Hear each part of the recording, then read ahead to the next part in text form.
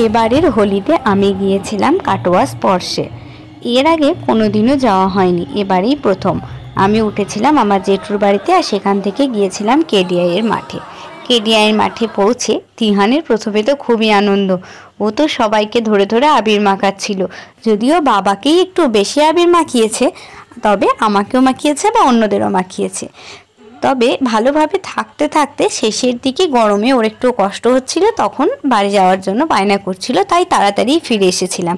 তবে যেটুকু সময় ছিলাম সেটুকু টাইমে কিন্তু ছুটিয়ে আনন্দ করেছি।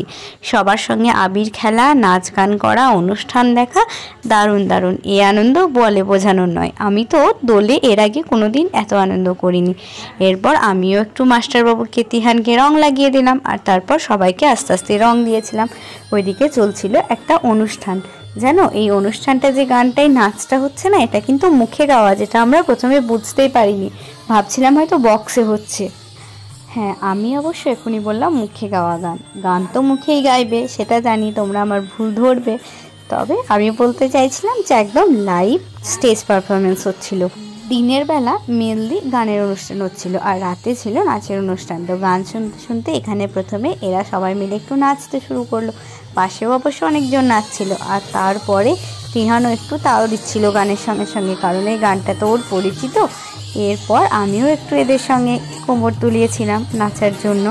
আর দেখো, চারিপাশে একদম খুব সুন্দর একটা পরিবেশ। আবির আর মেঘ ছিল বলে রোদটাও খুব বেশি ওঠেনি, ওই জন্য কষ্টও খুব একটা হয়নি। আর তারপর আমিও একটু নাচতে শুরু করলাম। আমার ভিডিওটা যারা দেখবে তাদের মধ্যে কেউ যদি কাটোয়া স্পর্শে গিয়ে আমাকে দেখে থাকো, বা কাটোয়া স্পর্শে এবছর গিয়ে থাকো, তাহলে অবশ্যই আমাকে কমেন্ট করে জানিও। আমিও দেখবো যে তার সঙ্গে আমার দেখা হয়েছিল কিনা। তো এবার নাচ টাচ করে নিলাম। তিহান পাশে বাবার সঙ্গে প্রথমে দেখছিল, এরপর একটু আমাদের কাছে আসতে চাইলো, তাই তিহানেরও হাত ধরে একটু নাচ করে নিলাম।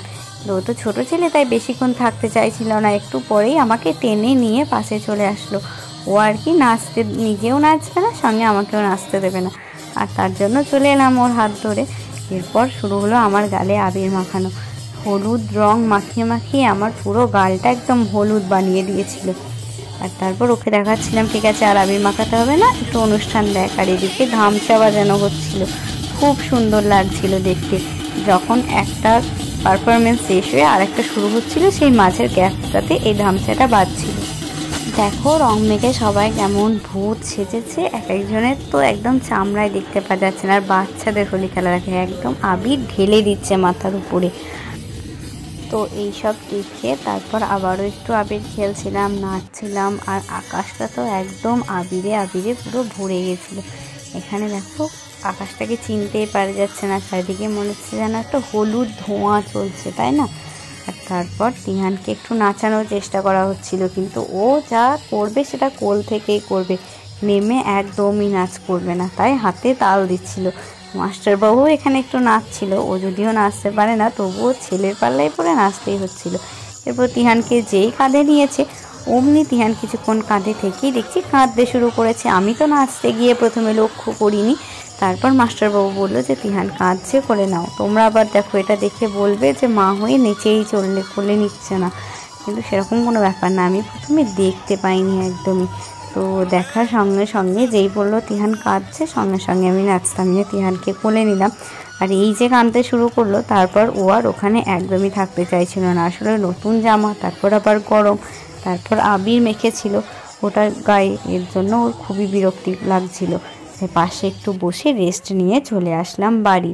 আর বাড়ি এসে স্নান টান করে দুপুরে খাওয়া দাওয়া করেছিলাম। দুপুরে খাওয়া দাওয়াটাও কিন্তু দারুণ হয়েছিল। সেই ভিডিও আমি শর্টসে দিয়েছি, তোমরা গিয়ে দেখে নিতে পারো আমার চ্যানেলে। আর আমার হোলির আরও আপডেট পেতে তোমরা আমার চ্যানেলটাকে সাবস্ক্রাইব করে দিও। এরপর ওই কেডিআইয়ের মাঠেই রাতে ছিল আর একটা অনুষ্ঠান, খুব সুন্দর হয়েছে রাতের অনুষ্ঠানটাও। এখানে আমার বোনরাও নাচ করেছিল, তার জন্যই আরও গিয়েছিলাম। রাত্রিবেলাতেও যেহেতু বেশিক্ষণ থাকিনি, তাই অল্প কিছুক্ষণ থেকেছি, আর অনুষ্ঠান দেখে তারপর বাড়ি চলে এসেছিলাম। আর এখানে আবার নাকি একজন রাশিয়ান ডান্সার এসেছিল, জানি না সে সত্যি রাশিয়া থেকে এসেছে নাকি, তবে যাই হোক, বাড়ির খেলায় যেরকম নাচ দেখায় সার্কাসে, ঠিক সেই রকমই আর কি সে নাচ করছিল। আর পারফরমেন্সগুলো কিন্তু মোটামুটি ভালোই হয়েছে, আমার তো বেশ ভালোই লাগছিল।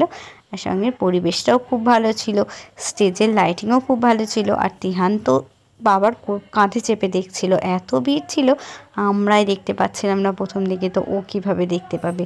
যদিও শেষের দিকে লোককে ঠেলে ঠুলে একদম সামনে গিয়ে দাঁড়াতে পেরেছিলাম, তবে যা গরম ছিল না ভিতরে, একদম থাকা যাচ্ছিল না। আর এই দেখো সেই রাশিয়ান ডান্সার, জানাও তো তোমরা কে কে এই ধরনের ডান্স দেখেছো, আর এই ডান্সটা কেমন লাগলো সেটাও জানাও। সঙ্গে আমার এই ভিডিওটা যদি ভালো লেগে থাকে তাহলে ভিডিওটাতে লাইক করে দাও আর সঙ্গে থাকো।